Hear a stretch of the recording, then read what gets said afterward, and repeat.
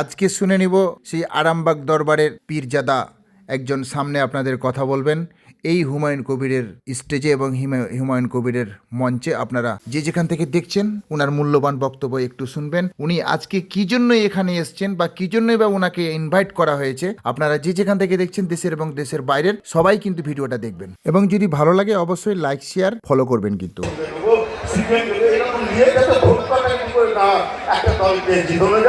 আমার দিকে জিতে যেতে হবে, তাতে করে একা খাবো এটা না ভেবে সবাই দিয়ে খাবো ভেবে যদি এগোনো যায় মন সেরকম।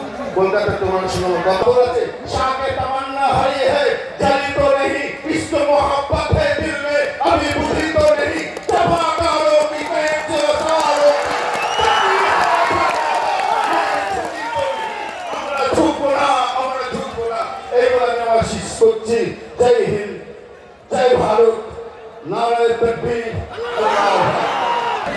আজকে আমি কেন এখানে এলাম এক মিনিটের মধ্যে কথা শেষ করবো, বহু বক্তা আছে। যেহেতু আজকে একটা দল ঘোষণা হচ্ছে, দলের এজেন্ডা, দলের স্মৃতি, নিয়ম কানুন যা কিছু আছে দলের যিনি চেয়ারম্যান তিনি বলবেন। আর আমার আশা, আমরা জানি 1 ডিসেম্বরেতে বাবরি মসজিদকে শহীদ করা হয়েছিল। সেই ব্যথার দিনেতে আমরা হিন্দু মুসলমান উভয় সম্প্রদায়ের মানুষই কষ্ট পেয়েছিলাম। যারা প্রকৃতি হিন্দু তারাও কষ্ট পেয়েছিল আর আমরা মুসলমানরা কষ্ট পেয়েছিলাম। তারপর সুপ্রিম কোর্টের যেদিন অর্ডার হলো যে ওই জায়গাতে বাবরি মসজিদ বাদ দিয়ে ওখানে রাম মন্দির হবে, আমরা সংবিধানকে মেনে সুপ্রিম কোর্টের আইনকে মেনে বুকে ইট চাপা পাথর চাপা দিয়ে আমরা কাটাটাকে রেখে আমরা সহ্য করেছিলাম। ওখানে রাম মন্দির হয়ে গেছে, কিন্তু এখনো ওখানে সরকারি যে জায়গা দিয়েছে বাবরি মসজিদ হয়নি। যাই হোক, তারপরে হঠাৎ করে আমাদের হুমায়ুন বাবুর চিন্তা ভাবনা হলো, যখন দিল্লিতে যখন বাবরি মসজিদ হয়নি আর প্রত্যেকটা মুসলমানের হৃদয়তে যখন সেই ইট চাপা আছে, সেই ইটকে তুলে নিয়ে আমি মুর্শিদাবাদের বুকেতে বাবরি মসজিদ তৈরি করব। এই ঘোষণা দেওয়ার পরে কিছু মানুষের, যারা ওই উগ্রবাদী হিন্দু, যারা মসজিদকে ভেঙেছিল, আমি সবাই ওই সময়তে সনাতনী হিন্দু ভাইরা, আমি হিন্দু মহল্লাতে থাকি, তারাও কষ্ট পেয়েছিল। আবার যখন ঘোষণা হলো যে হুমায়ুন বাবু মসজিদ তৈরি করবে, সেই সময়তে দেখা গেল কেউ ঘটনা মিলে 1 কোটি 2 কোটি নানা রকমের একটা ফেসবুক ইউটিউব নানা রকমের দেখতে আরম্ভ করলাম। তার সাথে সাথে কিছু আমাদের আলিম মৌলবীও যারা আছে, যাদের সাথে আঘাত লেগেছে, তারাও নানা রকমের ফতোয়া দিতে আরম্ভ করে দিল। হুমায়ুন বাবু তো মদের কারখানা খুলতে যাচ্ছে না, একটা মসজিদ বানাচ্ছে, আল্লাহর ঘর, সেখানে হবে ইবাদত, সেখানে হবে নামাজ।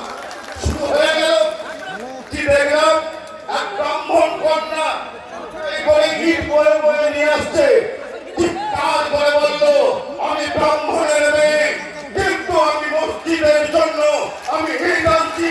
এটার নাম ভালোবাসা, এটার নাম ভাতৃত্ব, এটার নাম চরিত্র। এটাই হলো পশ্চিমবঙ্গ। সনাতন যারা সত্যিকারের হিন্দু তারা তো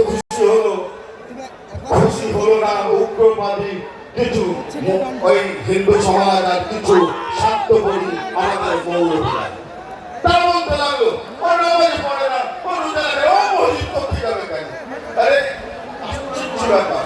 এইগুলো নিয়ে হচ্ছে, যাতে আমার আশা, আমি দেখলাম কোন টাস্ক যখন তৈরি হয়, কোন মন্দির তৈরি হচ্ছে, কোন মসজিদ তৈরি হচ্ছে, চতুর্দিকে টাকা বিল কালেকশন করে হাবের মৌলানারা বেরিয়ে পড়ে, কোনদিন কোন হিসাব দেওয়া হয়নি।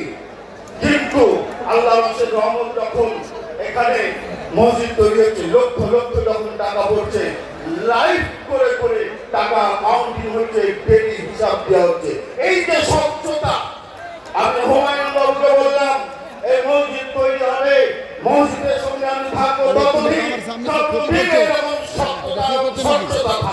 সামনে চলে আর যাবে এই স্বচ্ছতার কথা দিয়েছে, এইরকম স্বচ্ছতার সঙ্গে আমাদের যেমন মসজিদ হচ্ছে, তেমন হসপিটাল করবো, তেমন স্কুল করবো। আপনি প্রিন্সিপাল, আপনি আসুন, সাথ দেন, আমি অবশ্যই সাথ দেবো। তো আপনি উনি আমাকে ইনভাইট করলেন আজকের দিনে আসার জন্য। আমি তেতুকিরের আওয়াজ আমরা হচ্ছে বড়রাজ, আমাদের ছায়াতলে হিন্দু, মুসলমান, জৈন, খ্রিস্টান, সিপিএম, কংগ্রেস, বিজেপি সব শ্রেণীর মানুষ আছে। আমরা যদি স্পেসিফিক কোন একটা দলের কাছে চলে যাই তাহলে কি হবে না, একজনের মনে কষ্ট হতে পারে, তারা মুক্তিযুদ্ধ ভাবে আসতে পারে না। কিন্তু আমি আসতে বাধ্য হলাম ওই শুভেন্দুর কথা শুনে, বলেছিল যত মুসলিম এমএলএ আসবে ওই বিধানসভা থেকে তুলে কাটারে কাটারে রাখতে পারবে। তাই একটা দুটো নয়, এই হুমায়ুন বাবুর নেতৃত্বে 200 সিটে যদি আমরা প্রার্থী দিয়ে যদি 20-50, 60, 70টা তত বেশি বাড়াতে পারবো, দেখবো শুভেন্দু বাবু কি করতে পারে। এইটাই হচ্ছে আমাদের মূল লক্ষ্য। আর একটা কথা আমি শুধু হুমায়ুন বাবুকে বলবো, সেটা হলো এই মালদা মুর্শিদাবাদে যারা সেগুলো দল আছে তাদেরকে দিয়ে যদি দল করে সংগঠন মজবুত করে যদি লড়া যায়, যেমন হচ্ছে আমি শুনেছি উনিও বলেছেন কংগ্রেস এলে তাকে নেবো, আমি আইএসি ছেলে তাকে সঙ্গে নেবো, সিপিএম দেবো, এরকম নিয়ে যাতে ভোট কাটাকাটি করে না একটা দলকে জিতানো যায়। আমাদেরকে জিতে যেতে হবে, তাতে করে একা খাবো এটা না ভেবে সবাইকে দিয়ে খাবো ভেবে যদি এগোনো যায়, মন সেরকম। কলকাতার তোমার সঙ্গে কথা হয়েছে, আমি বেশি বাড়াবো না, শুধু একটা কথা বলবো, যে জন্য আমি এখানে আসার আগে আমি যেখানে আমি মসজিদের চোখে গেছিলাম, কেন আমি জানি সে পাথর আছে, শাকে তামান্না হারিয়ে হ্যাঁ জানি তো নেই, ইস্ক মোহাব্বত হ্যাঁ দিল মে अभी बुझी तो नहीं, जफाकारों की कैद से वसारों की আমরা ঝুঁকবো না, আমরা ঝুঁকবো না। এইবার আমি আমার শেষ করছি। জয় হিন্দ, জয় ভারত, নারায়ণ তকবীর। ধন্যবাদ। এবারে আপনাদের সামনে বক্তব্য রাখবেন